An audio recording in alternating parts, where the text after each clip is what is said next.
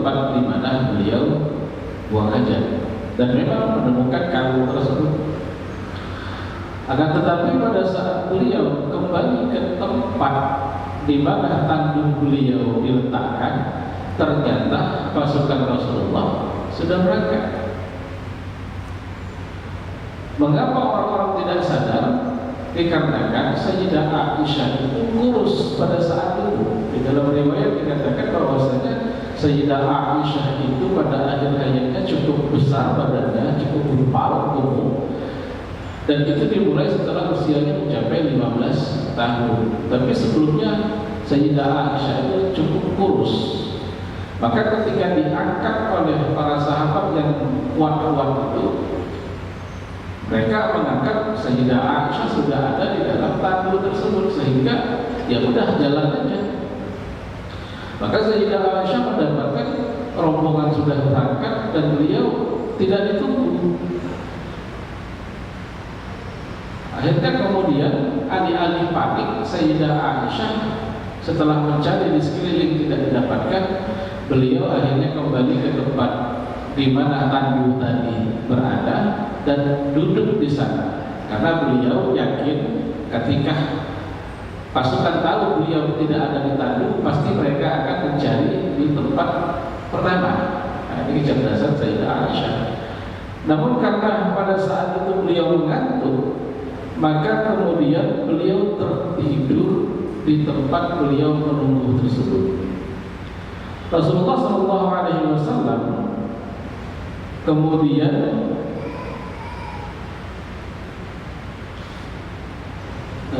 dalam aturan pasukan yang dibuat oleh Rasulullah itu selalu meletakkan satu orang yang bertugas sebagai pengecek terakhir.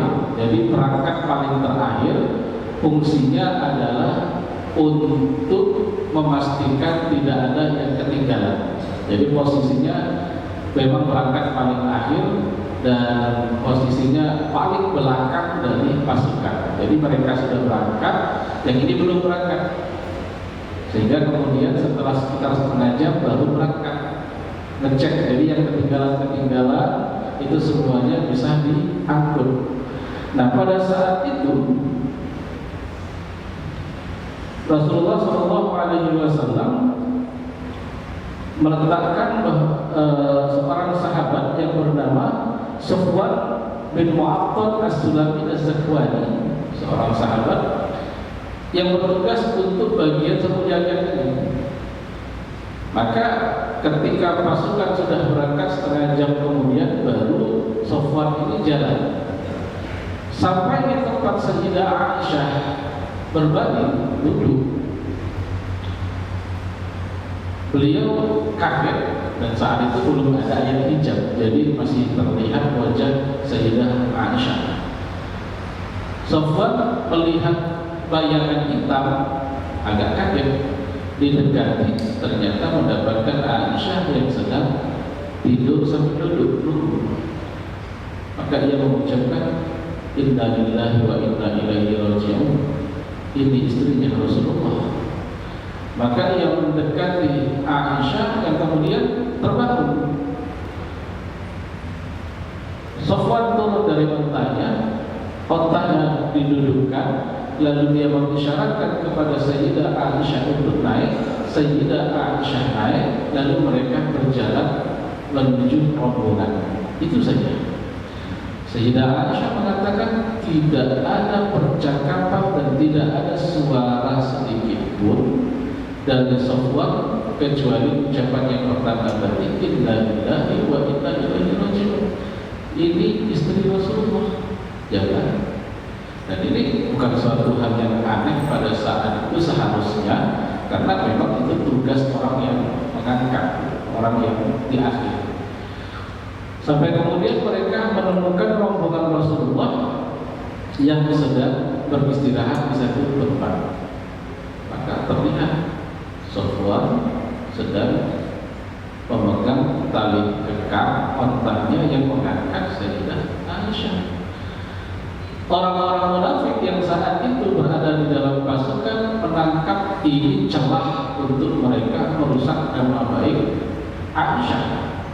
Jadi kalau Aisyah ini nama baiknya dirusak, otomatis yang rusak nama baiknya Abu Bakar dan nama baiknya Rasulullah.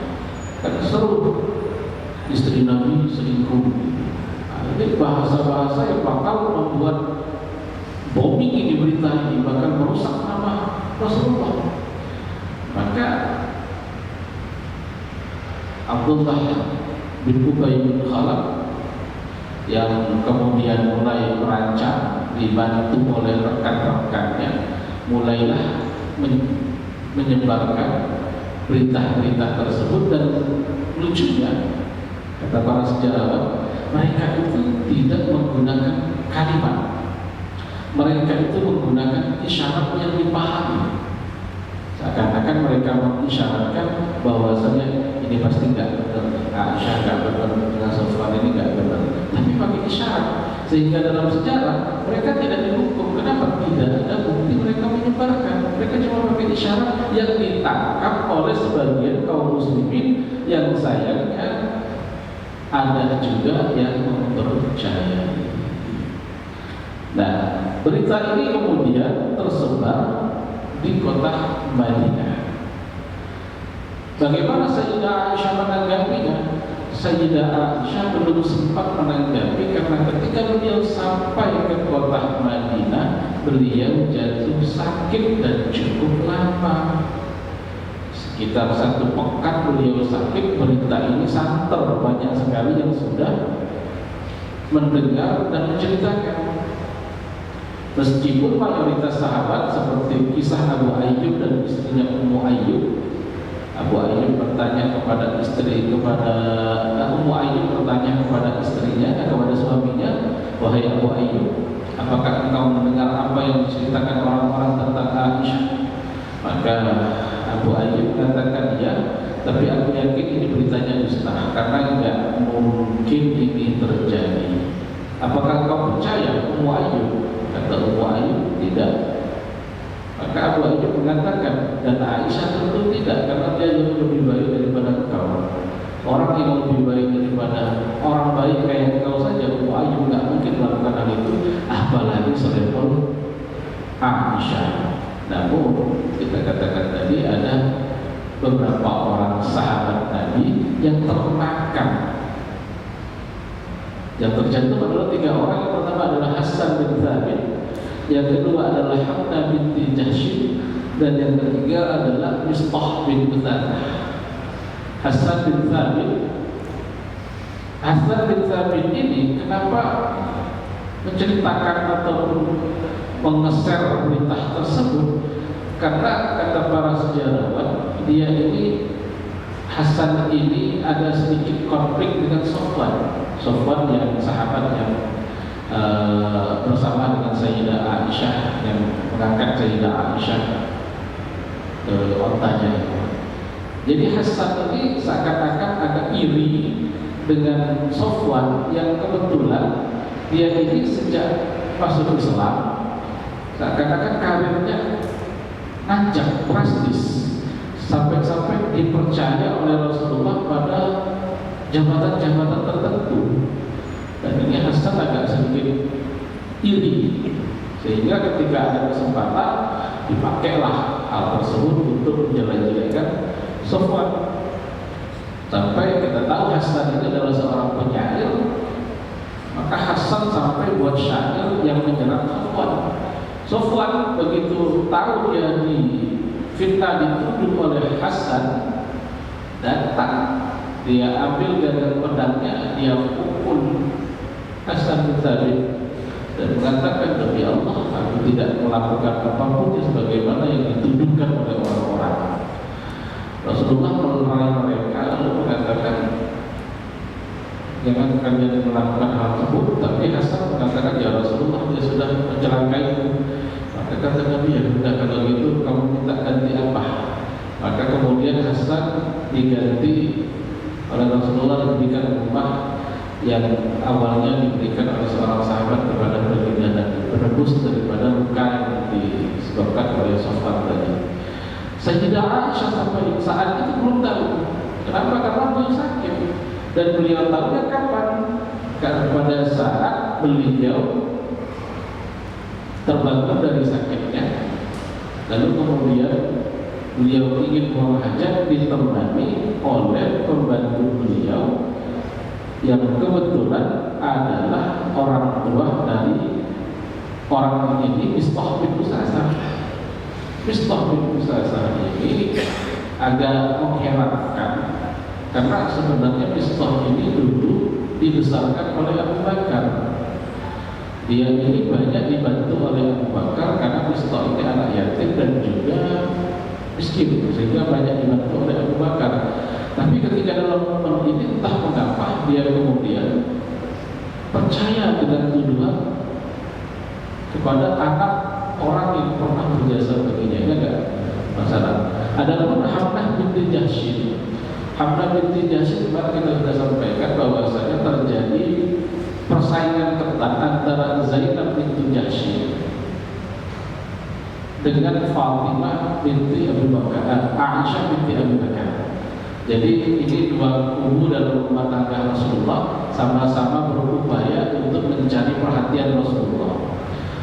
Cuma yang jadi masalah, Hamnah ini berpikir kalau dia bisa menjatuhkan Aisyah, nanti Zainab saudaranya ini bisa menjadi orang nomor satu di sisi Rasulullah. Dia agak picik cara berpikirnya.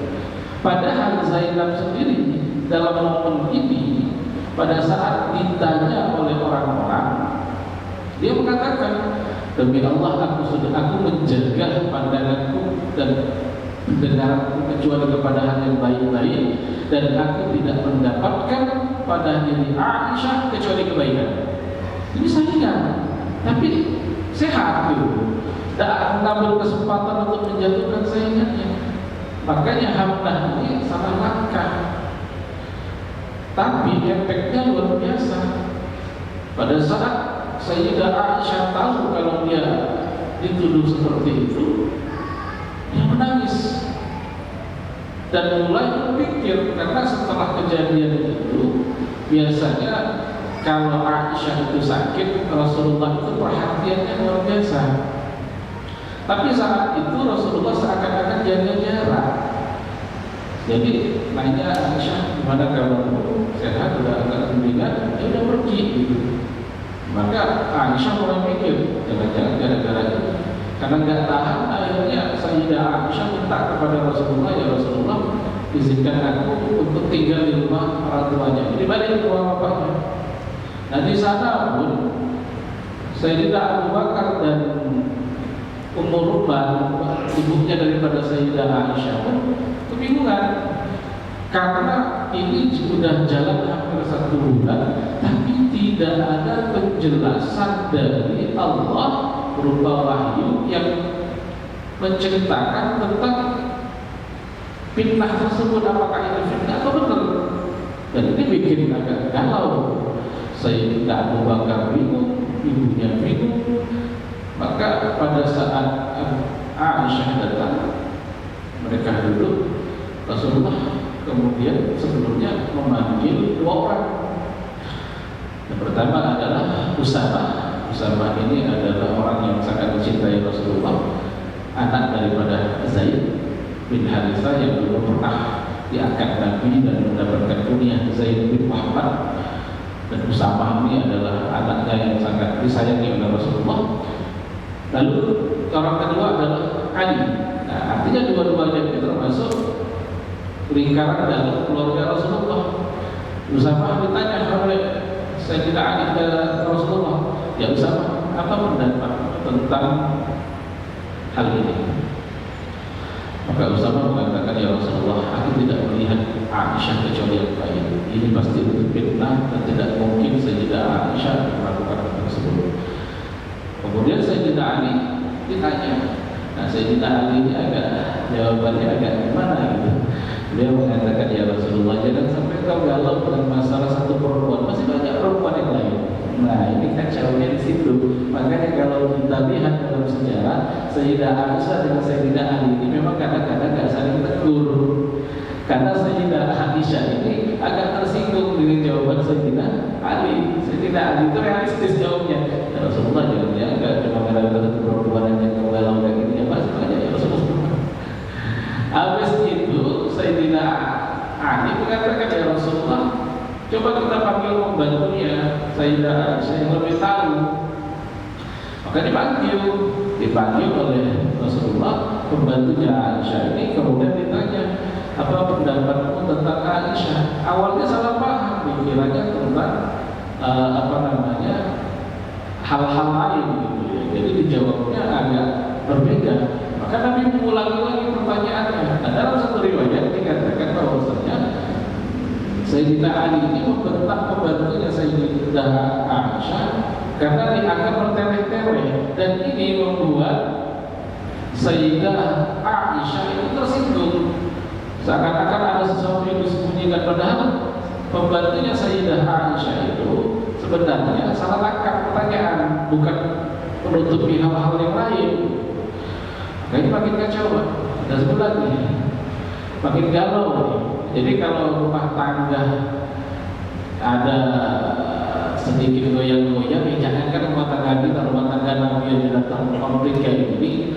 Jadi nggak usah lebay sekali pakai acara Allah di rumah tangga Nabi aja digoyang kayak gini loh. Jadi istilahnya ini bagian daripada pelajaran yang Allah berikan kepada kita untuk bertahan dalam rumah tangga. Jangan terlalu lemah, karena Nabi aja sampai bingung 1 bulan. Maka Sayyidah Aisyah didatangi.